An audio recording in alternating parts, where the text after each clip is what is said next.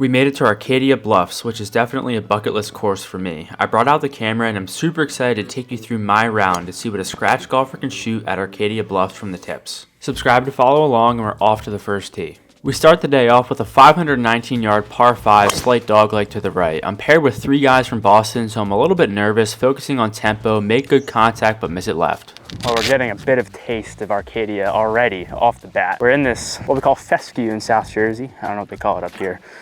I'm lucky to have found this ball. It's sitting down, I'm way back. I take a 4-iron, it comes out super low, but luckily ends up in a decent spot. By decent, I just mean not as thick fescue. I'm sitting up here about 90 yards. I have a 60-degree, flare it a little bit to the right, but I'm able to get it back there close to that pin location.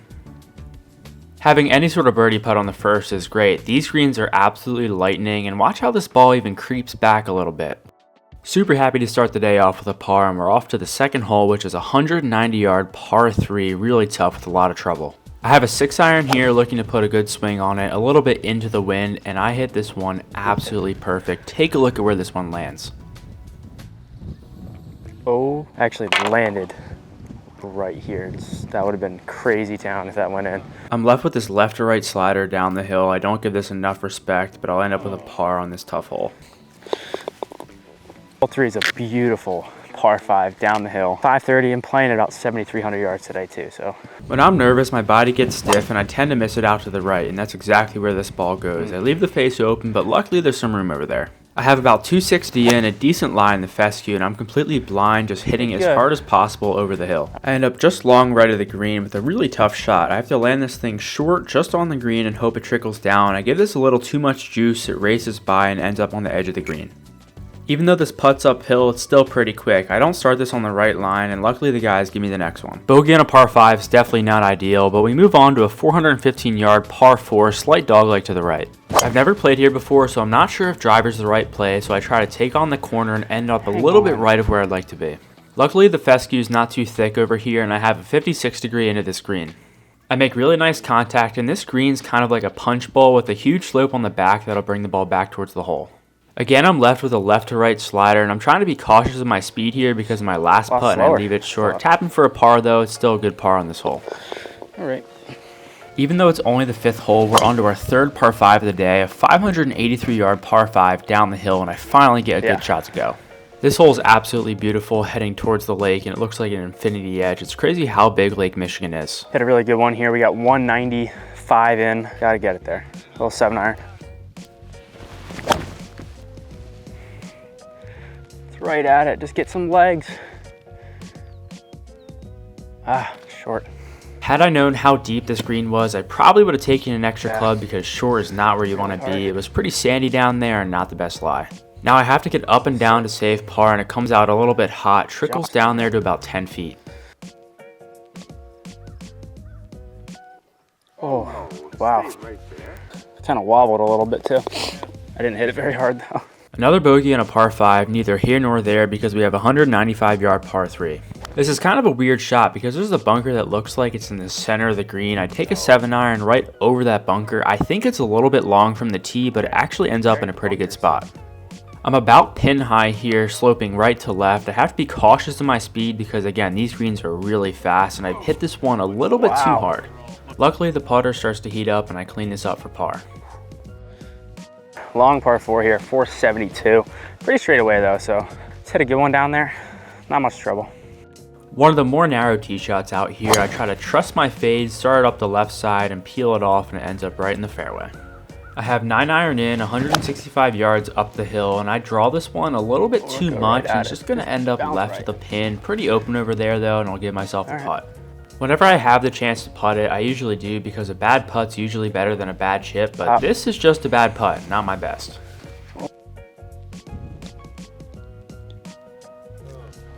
And that went that way. Wow, that was crazy. We move on to hole 8, a 449-yard par 4 with some crazy deep bunkers up by the green. Pretty wide open fairway though. I start this down the center and push it a little bit out to the right, but it's pretty open. Tailing right, just get lucky. Only about 100 yards left up the hill. I have a flyer lie, take a 60-degree, taking it just left of that massive bunker on the right. Ends up pretty nicely up there on the green. Here I'm really just trying to get a better read and speed, and even though it's not my best read, it's a lot better speed, and I'll tap in for par. Driving to hole 9 gives you a little bit of a taste of what the back 9 has in store. It's an entirely different golf course in the back. Hole 9 is not an easy one, a 203-yard par 3, and that pin is pretty much right behind that tree on the right. I have a 7-iron here and overturn it just a little bit, it'll end up left of the green. Now this shot is not an easy one at all. I have to crest a hill and get it going just fast enough to trickle down towards the hole, and I'm somehow able to do this one pretty nicely. I'm able to clean up the par, and that's a 3 over 39 on the front with 1 fairway hit, 5 greens, and 17 putts. 2 of the bogeys came on a par 5, so that's pretty good. The topography of the back 9 is completely different than the front, and you really get to see why it's called Arcadia Bluffs. We start the back with a 481-yard par 4, and I'm not really sure where you're supposed to hit this one. It's a pretty narrow fairway down there. I think I hit a good one, but it's going to end up a little bit far to the right. Nothing new, just an odd stance in the bluffs, and I try to hammer a pitching wedge here. It's just not enough club. It's going to end up short right and some rough. This one comes out really hot. I'm just trying to get it on the green, and I almost take out my girlfriend who's been behind the camera on this whole trip. Shout out to her. And I'm going to leave myself with a long putt here. My speed has struggled all day, and this is no different. It's a really, really fast putt, breaking right to left, and this is just going to roll and not stop rolling. This is the save bogey, and yeah, not the best start to back. Right. This hole looks like we are on Mars, 633-yard par 5. I'm standing on the tee here, not really sure where I'm supposed to aim. I see there's a giant hill down the left side. If I can get it over, it's going to run out, but I miss it to the right. It's going to miss that entire hill. I have a good 300 yards left into this green. I take a 2-iron and pull this thing way to the left. You see that giant hill over there? I'm going to be climbing up that thing, hitting my 3rd shot. It's kind of right of it. I can't really tell though. Oh yeah. That was a really great shot from that giant bluff, and I think this thing's breaking right to left, and I hammer it way too hard. My speed has struggled all day. Now I have this long one to save par.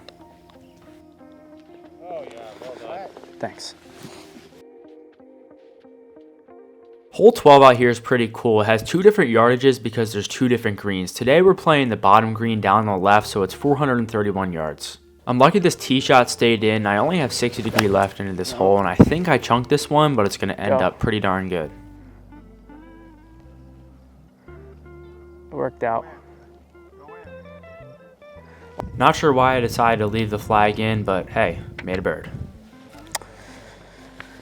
This one's really cool. Over a cavern, 175 here. There is a tee that's 240, but couldn't find it. We're hitting a 9, being aggressive. It plays a little bit downhill, so I take less club, even though there's a giant cavern I have to cover, and luckily I took less club, because I hit this thing pretty far past the hole onto the back of the green. If I took one more, that thing is gone.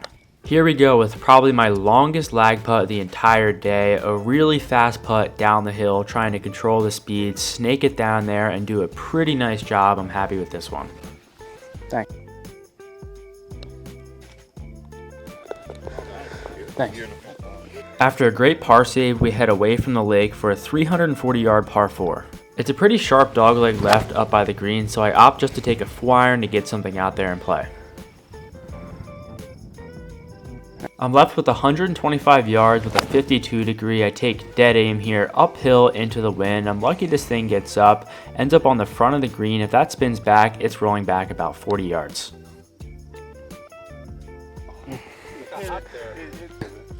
That's all right. The second and last par 5 on the back, 519 yards up the hill back towards the clubhouse. I start this down the left side. It tries to cut back, but doesn't quite do it. Okay, we found the fescue. Again, 205 up the hill. I take a 5-iron to make super nice contact. It's just right of the flag if it goes. Oh yeah. Again, I'm just off the green and I choose to putt it up the hill and down. I don't realize quite how fast this thing is and it rolls by. Ooh. Nonetheless though, a decent look up the hill for bird. Dead. Looks like an infinity edge over here. So it's a long par 4, like 480 something, so Definitely an intimidating tee shot with people watching from the clubhouse, but I just try to focus on tempo and put a good swing on it. Probably my best drive of the day. I only have a 56-degree into this green, and I don't know why I try to go for this flag. There's so much green over on the left side. I take a really aggressive angle and miss it just to the right. Oh, okay. I'm left with this really tough chip shot, and take a look at how fast these greens are.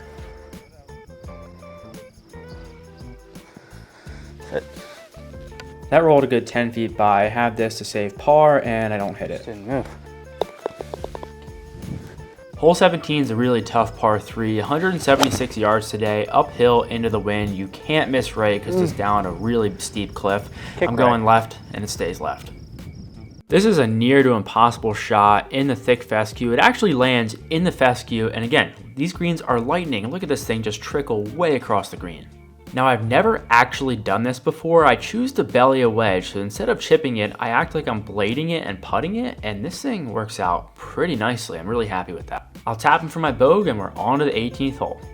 Hole 18, really cool hole. Back up the massive hill, clubhouse there, 439, driver. Definitely not an easy finishing hole. 439 up the hill, and I take a smooth swing. One of my best drives of the day. Super happy I was able to make it happen on 18. The approach into 18 is extremely uphill and really blind. I have a 52 degree here, make good contact, just focusing on putting a good swing on it. I'm lucky this thing stays up there on the green. I have this left for my bird. Look at that view. It's just absolutely stunning. It doesn't go, but that's okay. We'll end up with a par. Overall, though, played pretty well. 78 from the tips, 5 out of 13 fairways, 11 out of 18 greens, and 34 putts. Didn't do anything super special, but again, it was super nice to be out at Arcadia Bluffs. Make sure to subscribe so you don't miss any more videos, and I'll see you guys in the next one.